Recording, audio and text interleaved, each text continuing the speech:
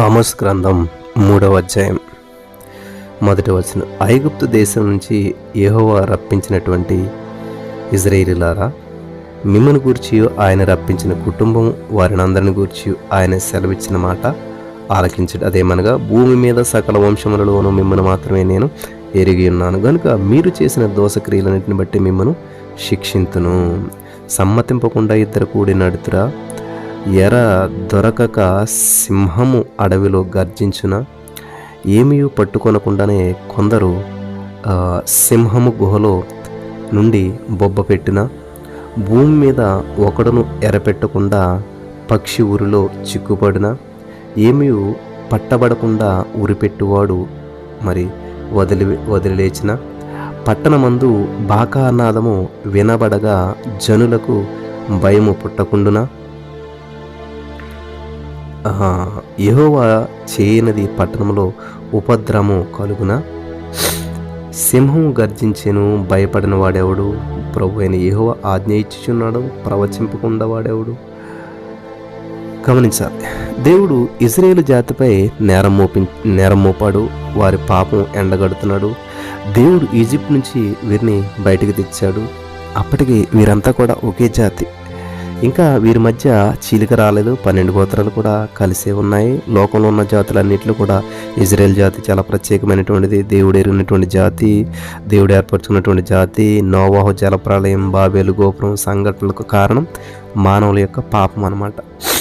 కాబట్టి మానవుల తలంపులు, ఊహలు, క్రియలు పాపం చేత దేవునికి విరోధమైపోయి దేవునికి మానవునికి మధ్య దూరం ఎక్కువవుతూ వచ్చింది. అప్పుడు దేవుడు కల్దీల గ్రామం అనేటువంటి ఊరిలో నుండి దేవుడు అబ్రహాము అనేటువంటి వ్యక్తిని పిలిచాడు. గమనించాలి, దేవునికి మనిషికి మధ్య దూరం ఎక్కువైపోతుంది కాబట్టి దేవుడు అబ్రహామును పిలిచాడు. దేవుడు అబ్రహామును విగ్రహారాధనను మరి అతని యొక్క బంధు జనాంగాలందరినీ కూడా విడిచి వచ్చేయమని చెప్పి అన్నాడు. నేను చూపించి చోటుకి వెళ్ళమని చెప్పి దేవుడు అబ్రహాంతో చెప్పాడు. ఆదికాండం 12:1 నిన్ను గొప్ప జనముగా చేసి, అక్కడ 12వ అధ్యాయంలో హల్లెలూయా, ఇక్కడ 12వ అధ్యాయం 1వ వచనంలో అక్కడ దేవుడు చెప్తాడు, యెహోవా నీవు లేచి నీ దేశం నుంచి, నీ బంధువుల యొద్ద నుంచి, నీ తండ్రి ఇంటి నుండి బయలుదేరి నేను నీకు చూపించే దేశానికి వెళ్ళుము అన్నప్పుడు 12వ అధ్యాయం 5వ వచనంలో అబ్రహాము తన భార్య అనే సారాయిని, తన సహోదరుని కుమారుడు లోతును, హారానులో తానును వారును ఆర్జించిన యావదాస్తిని, వారు సంపాదించిన సమస్తమైనటువంటి వారిని తీసుకొని కనాను దేశమునకు వచ్చిరి. ఆమోసు 3:2 మనం చూస్తూ వచ్చినాం. ఆమోసు 3:2 కూడా మనం చూసినట్లయితే అదేమనగా, భూమి మీద సకల వంశంలోను మిమ్మల్ని మాత్రం నేను ఎరిగి ఉన్నానని చెప్పి దేవుడు చెప్పినాడు. లోకమంతటిని ఉద్దేశించి ఇక్కడ దేవుడు చేయి తలపెట్టినటువంటి కార్యవిధానం ఇదే. మనుషులు నిర్మించినటువంటి బాబేలు గోపుర నిర్మాణానికి వేరే కారణం ఉన్నది. సూర్యదేవునికి కట్టినటువంటి బలిపీఠం అది అన్యదేవతా పూజకు బలిపీఠం అన్నమాట. గమనించాలి ప్రియులారా, ఇక్కడ జలప్రళయం వచ్చినప్పుడు చీకటి దేవత, ప్రళయ దేవత ఈ ప్రళయాన్ని రప్పించిందని చెప్పి అందరూ అనుకున్నారు. అందుచేత సూర్యదేవతను శాంతింపజేయుటకు ఈ గోపుర నిర్మాణాన్ని కట్టడానికి వాళ్ళు పూనుకున్నారు. టైగ్రిస్, యూఫ్రటీస్ లోయల్లో ప్రజలు సూర్యదేవుని ఎక్కువగా పూజిస్తారు. ఈ రోజు వరకు కూడా అటువంటి ప్రజలు ఆ ప్రాంతంలో నివసిస్తూ ఉన్నారు. జురాస్టర్ దేవతారాధన అక్కడ ముమ్మరంగా మరి జరుగుతూ ఉంటుంది. ఈ అన్యజాతులలో నుండి దేవుడు అబ్రహామును పిలిచాడు. అబ్రహాము నుండే ఇజ్రాయేలు జాతి ఆవిర్భవించింది. ఈ జాతికి దేవుడు తన వాక్యాన్ని ఇచ్చాడు. ఇజ్రాయేలు ద్వారా లోకమంతటికి కూడా తన వాక్యాన్ని వెల్లడి చేయాలని చెప్పి దేవుని యొక్క సంకల్పం. గమనించాలి ప్రియులారా, ఇక్కడ ఇజ్రాయేలు జాతిలో దేవునికి ఉన్నటువంటి సంబంధం ప్రత్యేకమైనటువంటిది. దేవుడు వారికి ధర్మశాస్త్రోక్తమైనటువంటి విధి నిబంధనలను, ఆజ్ఞలను ఇచ్చాడు. అయితే వీరు దేవుని ఆజ్ఞలను మీరి పాపం చేశారు. వీరు అసంఖ్యాకంగా పాపములు చేస్తూ వచ్చారు. దేవునికి స్తోత్రం కలుగును గాక. హల్లెలూయా, దేవునికి మహిమ కలుగును గాక. దేవుడు మనకు వెలుగునిచ్చాడు. అందులో మనం ఏమి చేస్తున్నాము అనేటువంటిది మన సొంత బాధ్యత. మరి దేవుని వెలుగులో ఉన్నటువంటి ప్రజలు తాము చేసే ప్రతి పనికి, చెప్పేటువంటి ప్రతి మాటకు తామే నైతిక బాధ్యత వహించాలి. ఇది గమనించాలి. అలాగే ఇక్కడ దేవుని వాక్యం ఇతరులకు చెప్పక, తాము చేయక ఇశ్రాయేలీయులు పాపం చేసిన వారయ్యారు. వెలుగును పొంది కూడా అందులో నడవని వారికి విధించబడే శిక్ష ఎక్కువ. చీకటిలో ఉన్న వారికి తక్కువ శిక్ష ఉంటుంది. సంవత్సరాల తరబడి దేవుని వాక్యాన్ని వింటూ ఇతరులకు ఏ మేలు చేయనటువంటి అన్యులే మేలు. దేవుని శిక్షా విధానంలో అంతస్తులు ఉన్నాయి. సువార్తను విని దానికి లోబడిన వారికి, అసలు సువార్తను విననటువంటి వారికి ఒకే రకం శిక్ష ఉండదు. అర్థమైందా? దేవుని ప్రేమ యేసు శిలువలో మాత్రమే కనిపిస్తుంది. యోహాను సువార్త 3:16 దేవుడు లోకం ఎంతో ప్రేమించిన కాగా తన అద్వితీయ కుమారునికి పుట్టిన వారిని విశ్వాసం నుంచి ప్రతివాడు నశింపక నిత్యం పొందినట్లు ఆయనను మనకు అనుగ్రహించాను. సండే స్కూల్ వాక్యం ఇది. శిలువ యందు దేవుడు తన ప్రేమను మనకు బయలుపరిచాడు. దానిని తిరస్కరించిన వారికి శిక్ష విధించబడటం న్యాయమే. దేవుడు పరిశుద్ధుడు, నీతిమంతుడు, న్యాయశీలి. ఇది గమనించాలి. దేవుని ప్రేమను తిరస్కరిస్తే శిక్ష తప్పదు. పాపానికి శిక్ష విధించడం దేవుని న్యాయం, దేవుని నీతి. ఆమోసు గ్రామీణ వాతావరణంలో పెరిగినవాడు. తన ప్రవచనాల్లో మరి గ్రామ పరిసరాలకు సంబంధించినటువంటి వాక్చిత్రాలనే తాను కూడా వాడాడు. ఆయన ఇక్కడ మూడుములో సమ్మతింపకుండా ఇద్దరు నడవలేరు అని చెప్తున్నాడు. ఇద్దరి మనసులు కలవలంది వారి ప్రయాణం సరిగా జరగదు. దేవునితో సమాధానం గలవారే ఆయనతో కూడా నడవగలుగుతారు అని ఆయన ఉద్దేశం. దేవునితో నడిచేవారు దేవుని మనసు గలవారై ఉండాలి. దేవునితో మనమే సమాధాన పడాలి, మనతో మనమే సమాధాన పడాలి. 3:3 ఎర దొరకక సింహము అడవిలో గర్జించున. ఎరను పట్టిన తర్వాతనే సింహం గట్టిగా గర్జిస్తుంది. మీరు గమనించాలి. కారణమేమీ లేకుండా దేవుడు శిక్షించాడు. మానవుని దోషక్రియను బట్టే దేవుని శిక్ష ఉంటుంది. దేవుడు ఊరికే ఎవరినే శిక్షించడు. వల వేయకుండా, ఎర వేయకుండా పిట్ట చిక్కదు.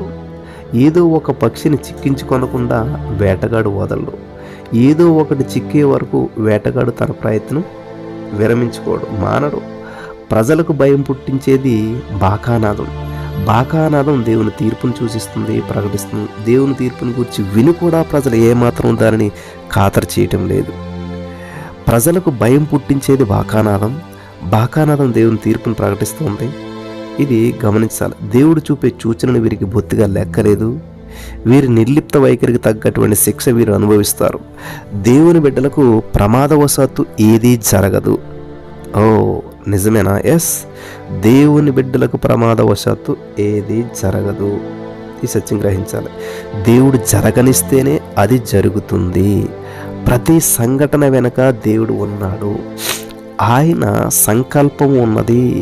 అది గ్రహించలేనటువంటి వాడు అవివేక అవుతాడు. చరిత్ర నేర్పే పాఠాలు దేవుని ప్రజలు నేర్చుకోకపోతే చరిత్రే పునరావృతం అవుతుంటుంది. మొదటి ప్రపంచ యుద్ధం నేర్పేటువంటి దానిని లోకం నేర్చుకోలేదు కాబట్టి రెండవ ప్రపంచ యుద్ధం వచ్చింది. చరిత్రకు దేవుడైనటువంటి ప్రభువు కనిపెట్టి చూస్తూ ఉన్నాడు. భయంకరమైన తీర్పు వస్తుంది కనుక జాగ్రత్త అంటున్నాడు దేవుడు. ఇక్కడ ఆమోసు అడిగినటువంటి 7 ప్రశ్నలకు అర్థం ఒకటే. వారు విత్తిన దానినే కోస్తారు.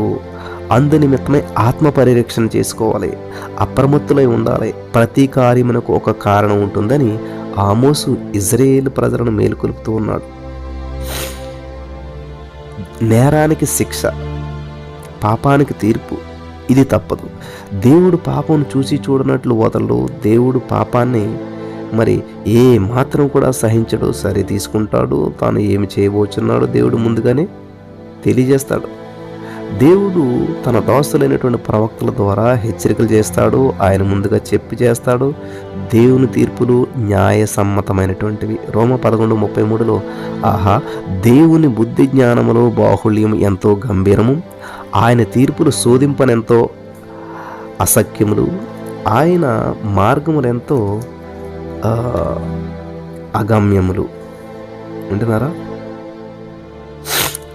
రోమా 11:34. ప్రభువు మనస్సును ఎరిగిన వాడెవడు, ఆయనకు ఆలోచన చెప్పిన వాడెవడు అంటున్నాడు అపోస్తలుడు పౌలు గారు. రోమా 11:36. ఆయన మూలమున, ఆయన ద్వారా, ఆయన చిత్తమును సమస్తమును కలిగి ఉన్నవి, యుగముల వరకు ఆయనకు మహిమ కలుగును గాక. ఆమేన్. దేవుని వాక్యానికి కాలదోషం పట్టదు, ఇహలోక వస్తువులకు కాలదోషం పడుతుంది, కానీ దేవుని వాక్యం యుగ యుగములకు కూడా చెల్లుతుంది.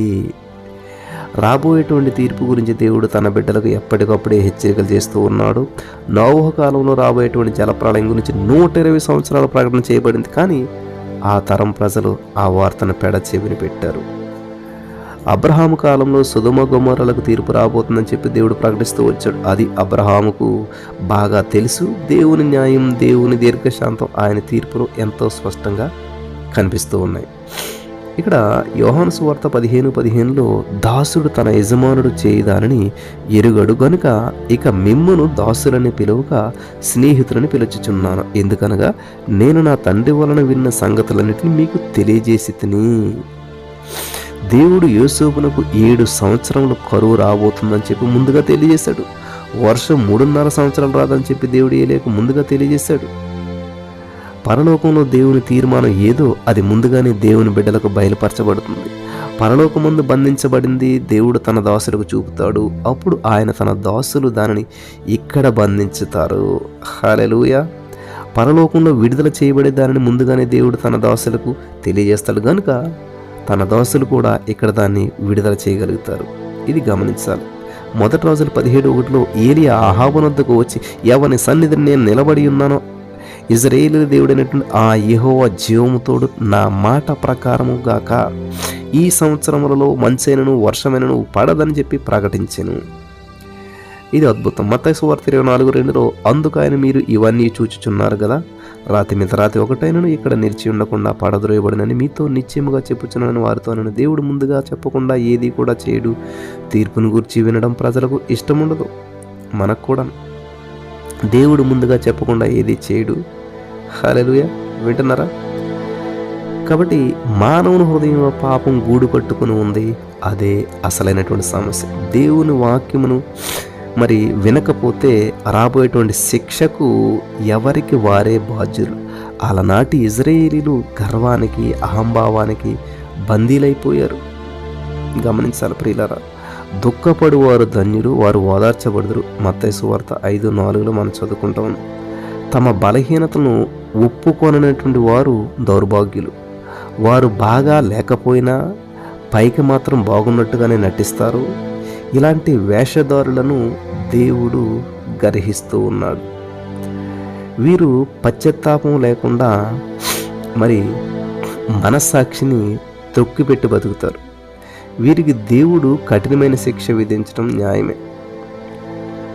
ప్రియులు గమనించాలి. 1 పేతురు 5:5లో దేవుడు అహంకారులను ఎదిరించి దీనులకు కృప అనుగ్రహించును అని చెప్పి మనం అక్కడ చదువుకుంటూ వస్తూ ఉన్నాం.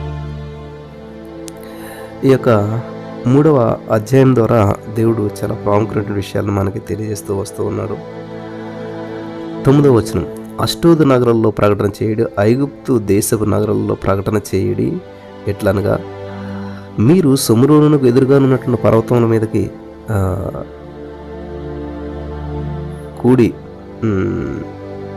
ఎదురుగా ఉన్న పర్వతం మీదకి కూడి వచ్చి అందులో జరుగుతున్న గొప్ప అల్లరి చూడడి. అందులో జనులు పడుచున్న బాధ కనుగొనడి. వారు నీతి క్రియలు చేయ తెలియక తమ నగరంలో బలాత్కారం చేతను, దోపుడి చేతను సొమ్ము సమకూర్చుకుందరు. కాబట్టి ప్రభువైన యెహోవా సెలవిచ్చినది ఏమనగా, శత్రువు వచ్చును, అతడు దేశమంతటా సంచరించి నీ ప్రభావమును కొట్టివేయగా నీ నగరులు పాడగును.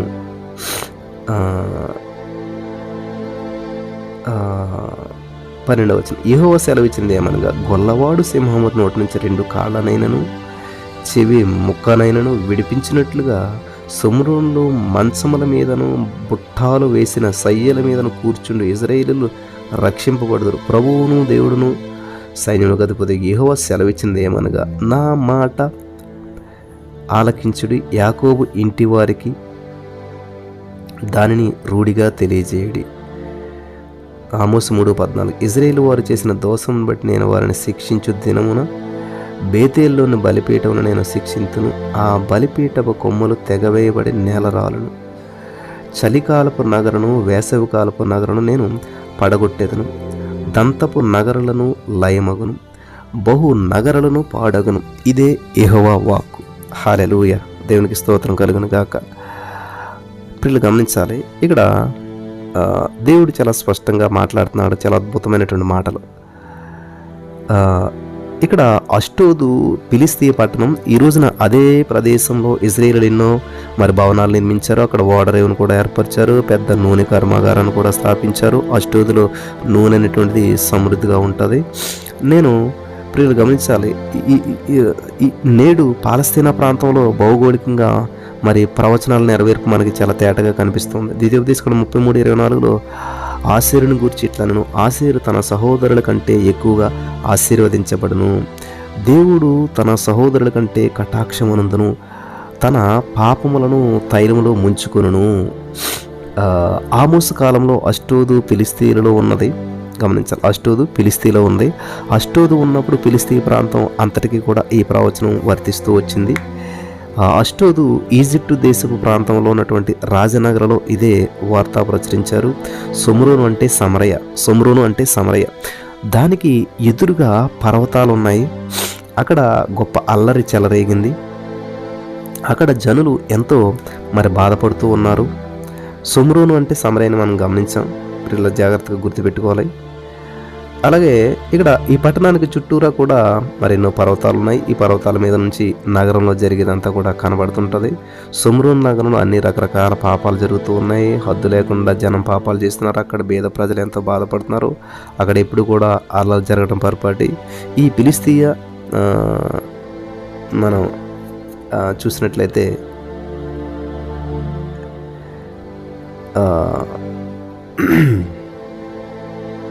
శేషిత జనాంగము గొర్రె కాళ్లకు చెవుముకు పోల్చి చెప్పబడ్డాయి. అంటే సింహపు నోట నుండి రక్షించబడినటువంటి శేషిత ప్రజలు. దేవుని శిక్ష తీవ్రమైనది, కఠినమైనటువంటిది. సమరయ్యకు దేవుడు పైనుంచి వెలిగిచ్చాడు, కానీ వారు అందులో నడవలేదు. అదే వారికి శిక్ష. వారు తమ బాధ్యతలను మరిచిపోయారు, దేవుని ఉగ్రతకు గురైపోయారు. బేతేలు బలిపీఠములు బంగారు లేగదోడకు ప్రతిష్ఠించబడినటువంటివి. ఆ బలిపీఠపు కొమ్మలు తెగవేయబడతాయి, అవి నేలపై రాలిపోతాయి. ఇవి ఆహాబు యెజెబెలు నిర్మించినటువంటి బలిపీఠములు. ఆ బలిపీఠపు కొమ్మలను దేవుడు విరగొడతాడు.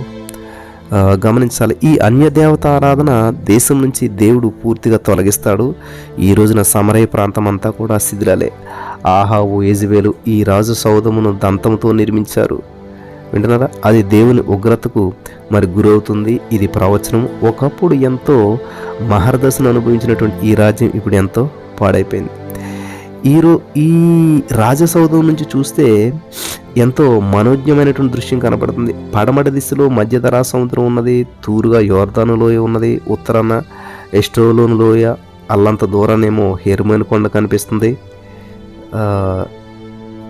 దక్షిణాన యెరూషలేము నగరం ఉన్నది. ఆ రోజుల్లో ఈ యొక్క రాజసౌధ నిర్మాణం అయిందంటే అది మామూలు విషయం కాదు. అయితే శత్రువు వచ్చి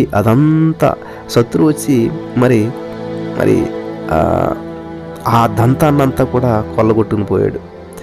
ఈ మధ్య త్రవ్వకాల్లో దంతపు సామానులు ఎన్నో భూగర్భంలో దొరికినాయి. పరిశోధకులు కనుగొని ఆశ్చర్యపోతున్నారు.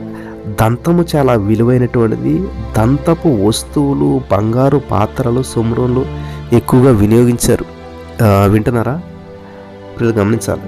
ఇక్కడ ఆహాబు యెజెబెలు ఐశ్వర్యంతో, విలాసంతో, మద్యపానంతో తొలదుగారు. అయితే ఈ రోజున సొమ్రోను నాశనమైంది. దేవుని ఉగ్రతకు సొమ్రోను సాక్ష్యమిస్తూ ఉంది. దేవుడు తన ప్రవక్తల ద్వారా పలికించినటువంటి ప్రవచనాలన్నీ కూడా తూచా తప్పకుండా నెరవేరుతాయి. పాలస్తీనాలో భవిష్యత్తులో నెరవేరవలసినటువంటి ప్రవచనాలు ఇంకా ఎన్నో ఉన్నాయి. ప్రవచనాల్లో ఒక్క పొల్లైనా తప్పిపోదు, అన్నీ నెరవేరుతాయి. ఆమోసు గ్రంథం 3వ అధ్యాయంలో 3 కాలాలకు చెందినటువంటి ముఖ్య సందేశాలు ఉన్నాయి. 1-2 వచనాలు భూతకాలం. ఈజిప్టు దేశం నుంచి వారిని దేవుడు రప్పించాడు. భూమి మీద సకల వంశములలో దేవుడు ఇజ్రాయేలును ఏర్పరచుకున్నాడు.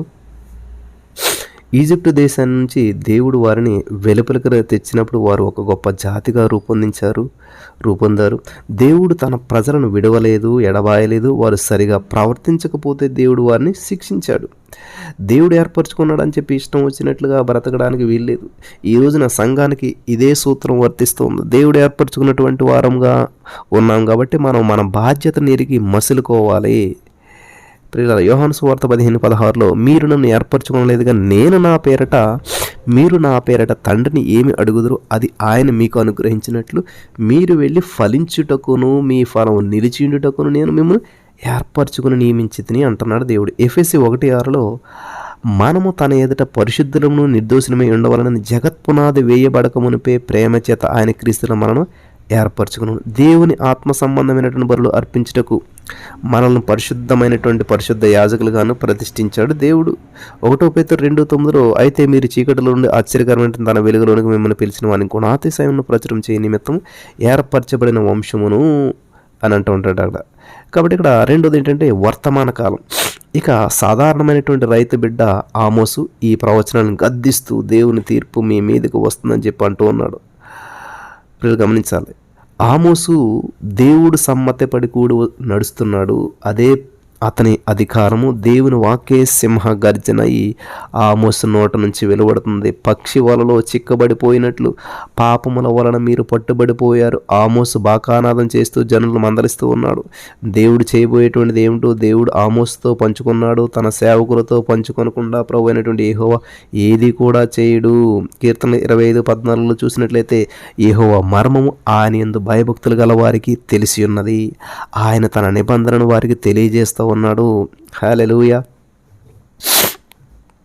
వింటున్నారా? ఆమోసు ఎంత పేదరికం నుండి వచ్చినా కానీ, అతనికి ఏ ఆధిక్యత లేకపోయినా కానీ అతడు మాత్రం దేవుని ప్రియ సేవకుడు. మూడో విషయం, ఈ యొక్క 3వ అధ్యాయం గమనించినట్లయితే భవిష్యత్తు, present tense, past tense, future tense అనమాట. ఇక్కడ ఆమోసు 3వ అధ్యాయం 11 నుంచి 15 వచనాల వరకు మనం గమనించినట్లయితే ఒక కాపరి గొర్రెను పోగొట్టుకుంటే అతనికి ఎంత నష్టం, అతని యజమాని అతనిని క్షమించాలంటే దానిని వన్యమృగమో సింహమో చంపి ఉండాలి.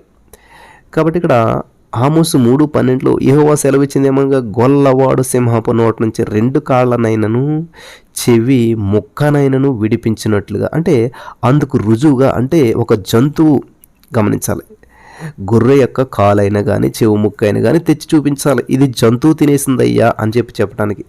ఇజ్రాయేలు జాతి సింహ గర్జన వింటున్నా కానీ ఇజ్రాయేలు జాతి మారు మనసు పొందట్లేదు. చివరికి శేషిత జనమే మిగులుతారు. ఇది భవిష్యత్తు అని చెప్తున్నాడు. దేవుని ధర్మశాస్త్రం ఎరిగినటువంటి వారు ఇజ్రాయేలుకు వ్యతిరేకంగా సాక్షులై నిలబడటం గమనార్హం. అన్యులు కూడా ఇజ్రాయేలును విమర్శిస్తూ ఉన్నారు. ఇది దేవుని బిడ్డలకు తల వంపులు అన్నమాట. గమనించారు ప్రియులారా. ఇక్కడ వారు ఇతరులకు చేసినటువంటి విధంగానే దేవుడు వారికి చేస్తాడు. సొమ్రోను మీదకు వచ్చి పడేటువంటి శత్రువు అస్సూరు చెర నుంచి తప్పించుకునేటువంటి వారు కొద్దిమంది మాత్రమే ఉంటారు. ఇక్కడ బేతేలులో విగ్రహ పూజకు కారకులు ఆహాబు, యెజ్బేలు. బేతేలు విగ్రహ పూజ కేంద్రం అన్నమాట. గమనించాలి మీరు. అస్సూరు, ఈజిప్టు దేశాలను ఇజ్రాయేల్ పాపాలకు సాక్షులు అని చెప్పేసి మరి దేవుడు పేర్కొన్నాడు. అన్యజాతులు కూడా దేవుడు ఎలా శిక్షిస్తున్నాడో చూడాలి. వారినే దేవుడు సాక్షులుగా నియమించాడు. ఇక్కడ సరైనటువంటి దాన్ని చేయడం ఇజ్రాయేల్ మర్చిపోయారు. నీతి క్రియలు చేయుటకు మర్చిపోయారు. పాపములు చేయొచ్చు, వారి యొక్క హృదయం గట్టిపడిపోయింది. ఈ రోజున మనం కూడా అలాగే ఉన్నాం కదా. మనలో పాపాన్ని పసిగట్టకపోతే, దానిని తొలగించకపోతే పాపమునకు అధికారం వస్తుంది. పాపం యజమాని అయిపోతాడు, మన మీద దాష్టిక్యం చేస్తాడు. నీతి అనేటువంటిది మనకు దూరం అయిపోతుంది. మన పరిస్థితి ఏ విధంగా ఉన్నది అనేది ఒకసారి పరిశీలన చేసుకుందాం. అస్సూరు దండెత్తు వచ్చి ఇజ్రాయేల్ జాతిని వశం చేసుకుంటుంది. ఆమోసు గారు ప్రవచించినట్లుగానే జరిగింది. ఇజ్రాయేలీలు ప్రజలు పరాయి దేశాల్లో చెదరిపోయారు. మరి పరాయి ప్రభుత్వం ఇజ్రాయేల్ దేశంలో శాంతి భద్రతలను కాపాడవలసి వచ్చింది. వింటున్నారా? ఇజ్రాయేల్ ప్రజలు తమ సోదరులనే దోసుకొని తిన్నారు. అస్సూరు వచ్చి వీరి ఆగడాలను మాన్పించవలసి వచ్చింది.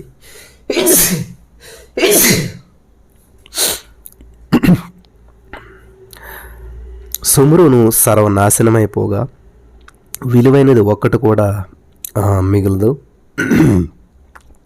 ఇజ్రాయేల్ ప్రజలు నిర్మించినటువంటి బలిపీఠములు దేవునికి కాదు, సైతానికే. వీరి మతం సత్యము అసత్యముల మిశ్రం. దేవుడు దానిని అంగీకరించడు, ఎందుకంటే అవి అపవిత్రమైనటువంటివి. బలిపీఠం ఒక్కటే ఉండాలి, అది యెరూషలేములోనే ఉండాలి, యెరూషలేములోనే ఉన్నది. ఇజ్రాయేల్ బలిపీఠపు కొమ్మలను దేవుడు విరగ్గొట్టాడు. దేవుని బలిపీఠం ప్రజలకు ఆశ్రయం. కృత్రిమమైనటువంటి ఆశ్రయ స్థలాలను దేవుడు ధ్వంసం చేశాడు. ఇజ్రాయేలుకు ఉన్నటువంటి స్వనీతి, స్వయంతృప్తి, విగ్రహారాధన, బీదలను వీరు వేధించినటువంటి విధానం, ఇదంతా కూడా దేవుని తీర్పు కిందకు వస్తూ ఉన్నదన్నమాట. గమనించాలి. అస్సూరు వచ్చి ఇజ్రాయేలు ధనికులను సహితం వారిని బానిసలను చేసి వారిని అందరినీ కూడా అన్య దేశాల్లోనికి చెరగొట్టాడు. వింటున్నారా? ఆమోసు గ్రంథంలో 3 వ్యక్తులు మనకి కనిపిస్తూ ఉంటుంటారు. నెంబర్ 1 ఆమోసు, నెంబర్ 2 అమజ్యా, నెక్స్ట్ 2వ రాజు అయినటువంటి యెరోబాము. బేతేలు, సమరయ అనేటువంటి 2 ప్రదేశాల నుంచి ఆమోసు దేవుని పక్షాన దేవుని మూలంగా మాట్లాడాడు, ప్రవచించాడు. ఆమోసు ఉపమానాల్లో గ్రామీణ జీవితం ప్రతిబింబిస్తూ ఉంది. తాను అడవి గొర్రెలను కొండసీమల్లో తోలుకుంటూ తిరిగాడు, పంటశాలలో ఎక్కువ సమయం గడిపాడు. ఆమోసు ఉపమానములలో అతని యొక్క అనుభవం అంతా కూడా మరి పొదువు పెట్టబడింది. అతని పోలికలు ఎంతో సహజమై అర్థవంతమైనవిగా కనిపిస్తూ ఉంటుంటాయి, ధ్వనిస్తూ ఉంటుంటాయి. 5 రకాల ఉపమానాలను ఆమోసు ప్రయోగించాడు. నెంబర్ 1 మరి పంట చేను మోపులు నిండు బండి, నెంబర్ 2 గద్దించే సింహం, నెంబర్ 3 సింహం చీల్చిన గొర్రెపిల్ల, నెంబర్ 4 బాసానావు, నెంబర్ 5 వేసవి కాలపు పండ్లగంప. పాపమును ధైర్యంగా బహిరంగంగా ఖండించినటువంటి ప్రవక్త ఆమోసు. ఆమోసు కపట నాయకుల అవినీతిని ఎండగట్టాడు. యాజకుడైనటువంటి అమజ్యాకు కానీ రాజైనటువంటి 2వ యెరోబాముకు కానీ ఆమోసు ఏ మాత్రము కూడా బెదరలేదు, భయపడలేదు. ఆమోసు దేవుడు తనకు అప్పగించినటువంటి సందేశాన్ని నమ్మకంగా బోధించాడు. దేవుడు ప్రజల నుంచి, ప్రజా నాయకుల నుంచి కోరేది ఏమిటనగా సత్యము, సౌజన్యము. ఈ 2 కూడా ఏంటండి? దేవుని లక్షణాలు. ఈ 2 లక్షణాలు తన ప్రజల జీవితాలలో మరి కనిపించాలని చెప్పేసి దేవుని యొక్క కోరిక. ఆమోసు కాలంలో సమాజంలో ఉన్న పాపాలే ఇప్పుడు సమకాలీన సమాజంలో మనకు కనిపిస్తూ ఉన్నాయి. మనం కూడా ఆమోసులాగా పాపాన్ని ధైర్యంగా ఖండించాలి, నీతిని బలపరచాలి, భయపడకూడదు, పారిపోకూడదు. మతం అన్నప్పుడు అందులో వేషధారులు ఉంటారు. మతం కనినటువంటి ఆధ్యాత్మికమైనటువంటి వికలాంగులే వేషధారులు. వీరే మత వైషమ్యాలకు సూత్రధారులు. దేవుని యందు యథార్థ విశ్వాసం లేనివారే అయినా కానీ ఎంతో విశ్వాసం ఉన్నట్లు వీరు నటిస్తూ ఉంటుంటారు. వీరు లాంఛనప్రాయంగా మతాచారాలను పాటిస్తారు. ఆధ్యాత్మికంగా వీరిలో నిజాయితీ ఉండదు. వీరు హృదయపూర్వకంగా దేవునికి విధేయత చూపరు.